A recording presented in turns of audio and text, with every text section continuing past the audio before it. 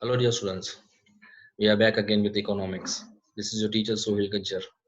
Today, we are going to continue with the same topic, banking. In my earlier class, we have completed meaning of commercial bank and the process of credit creation. Now, in my today's class, we are going to discuss the central bank and the main functions of the central bank. So, without wasting any time, let's start. This is your teacher Sohil Gajjar. You know that there is only one central bank in the country, and that is Reserve Bank of India. The headquarters of Reserve Bank of India are in Mumbai. Our present Reserve Bank of India governor is Mr. Shaktikanta Das. Earlier it was Mr. Urjit Patel. Earlier than him it was Mr. Raghuram Rajan. So RBI was established on 1st April 1935. It was nationalized on 1st January 1949. Since its nationalization, it is totally controlled by the Government of India. It is also recognized as a statutory body or an autonomous body of the government. And the meaning of central bank says that the central bank is an apex body or a supreme body. We can say the main body which controls, regulates, and governs the entire banking and monetary functions in the country. For example, in our school, the principal is the head of the institution. He governs the whole school. In the same manner, RBI is the apex body, the supreme body, which controls, regulates, and supervises the entire banking and the monetary function of the country. These are the these are main functions of the Reserve Bank of India. Today we are going to discuss only the four functions of Reserve Bank of India. That is the currency authority, bank to the government, bankers bank, bank supervisor, and controller of credit and custodian of foreign exchange. We will be discussing in my next class.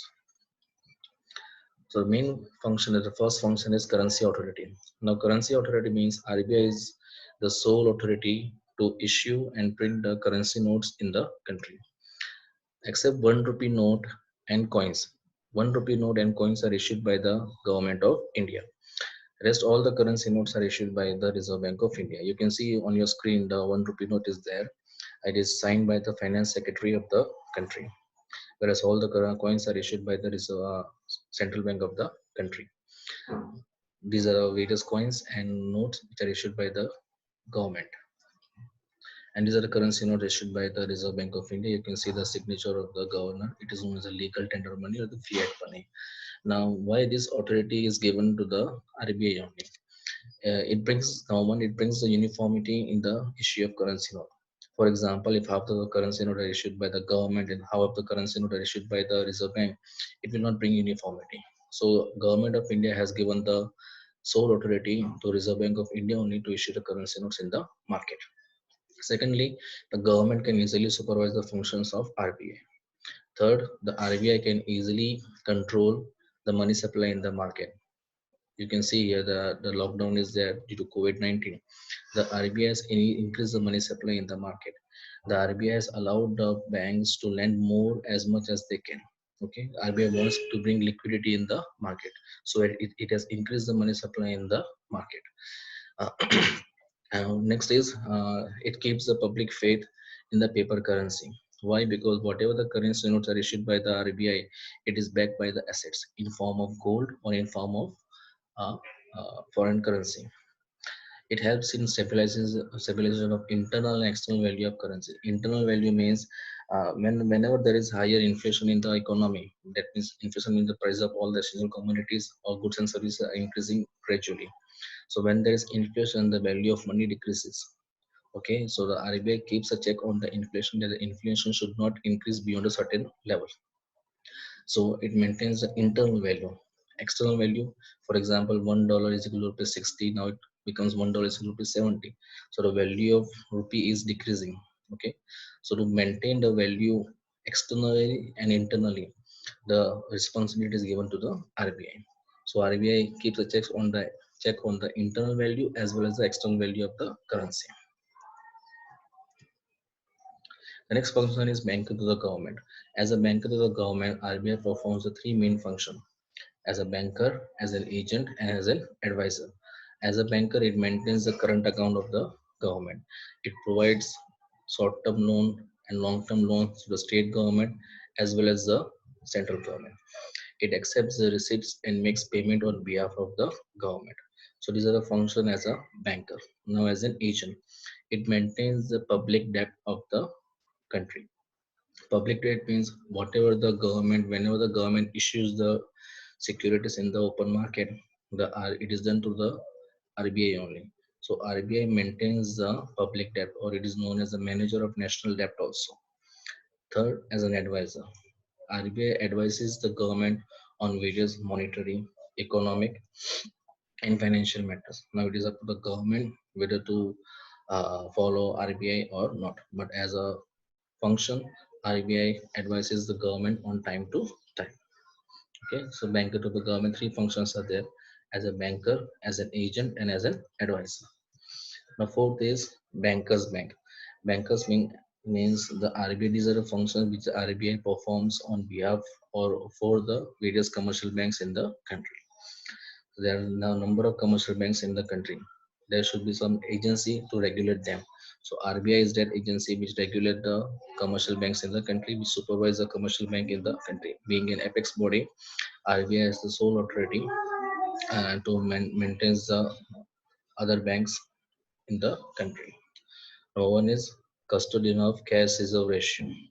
Number two, lender of last resort. And number three, clearinghouse facility. Number one is custodian of cash reserve ratio. As we have discussed in my previous topic, custodian of cash reserve ratio, the same example I am taking here. Okay, for example, a person deposit ₹1,000 in the commercial bank. Now, as per the norms of the RBI, all the commercial bank has to maintain the legal reserve. That legal reserve are of two types: CRR and SLR. CRR is given to the RBI, and SLR is maintained by the kept by the commercial bank itself. So whenever ₹1,000 is deposited, for example, and CRR is 5%. Out of the ₹1,000, 5%, that is ₹50 is given to RBI, and 950 is kept by the commercial bank itself. So as a custodian means to keep in the safe custody. Okay, it is known as the current account. As the business person maintains the current account with the commercial bank, in the same manner, commercial bank has to maintain their current account with the Reserve Bank of India. That is known as custodian of cash reserve ratio. So in the same manner, whenever the commercial banks need loan, so they can easily have a loan from the RBI also, depending on the that CRR. Okay, so commercial bank are required to keep a certain proportion of their deposit known as CRR with the RBI.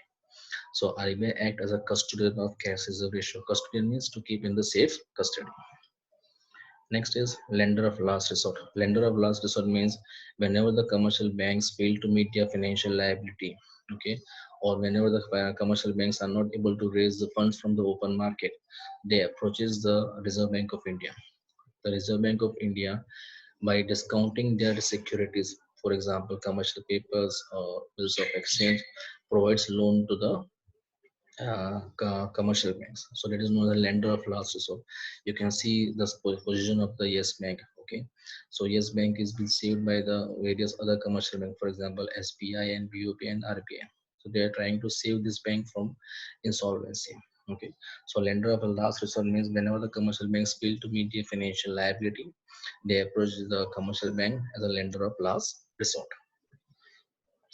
Next is the clearinghouse function. Clearinghouse function means the simultaneous fulfillment of mutual claims of the commercial bank. Now, I'm taking a simple example here. For example, Mr. A has to pay ₹5 crore to Mr. B. So A has an account in Bank of Baroda and B has his account in Kotak Mahindra Bank. And RBI settles this claim by simply making a debit and a credit entry in their account. All the commercial bank has to keep their account with the RBI. So RBI will debit 5 crores from Bank of Baroda and will credit 5 crores in the Bank of Kotak Mahindra. So just by making debit and credit entry, the claim of the banks are being settled. So this is known as a clearinghouse function. Okay, banking instruments like check, draft, pay order, etc. have importance means of payment. Okay, whenever payment of for business owners are made by means of this instrument, create a liability between different banks. So same example is here. Rupees 5 crore is a liability for a commercial bank that is known as Bank of Baroda. All the banks are required to maintain their account with the central bank.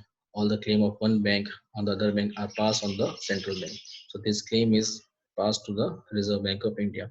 So Reserve Bank of India, just by making debit and credit entry, will clear the settle the claims. Okay, they will debit the amount from Bank of Baroda and will credit the amount in the Kotak Mahindra Bank. The central bank settles the liability of the commercial bank. The difference is settled by making a debit and credit entry in their respective account of the banks. Next is bank supervision. As a bank supervision, the RBI is responsible for regulating and controlling the commercial bank. Okay, the various branch expansion, when the banks are in the form of liquidity, or when they are selling up their assets, or they are winding up their banking function, all the things are supervised by the commercial bank. Okay, so regulation may be regulated in form of licensing, in the form of branch expansion, in the form of liquidity of assets, in the form of management of merging. You know that the Bank of Baroda and Dena Bank are the banks merged with each other. So for that, they have to take the prior permission of the Reserve Bank of India. In the same manner, SBI is merged. SBI of Patiala, SBI Travancore has been merged with the SBI. There were different associates of SBI, and now all they are merged with each other. So for all the merging or winding up procedure, they have to take the permission of RBI. The RBI has also right to physically inspect the books of accounts, or physically verify the various branches. It depends on the RBI. Okay. Now this important topic we'll discuss in the next session. So today we have discussed currency authority. Okay, currency authority. It means all the currency notes are issued by the RBI, except 1 rupee note and coins that are issued by the government of India. Banker to the government, RBI perform three functions: as a banker, as an agent, and as an advisor. Next is bankers bank. These are a function which the RBI perform for the commercial bank. Custodian of cash is a ratio, lender of last resort, and clearinghouse function. That is next is bank supervision, banks supervision. Okay, thank you, and we'll discuss the remaining part in my next session.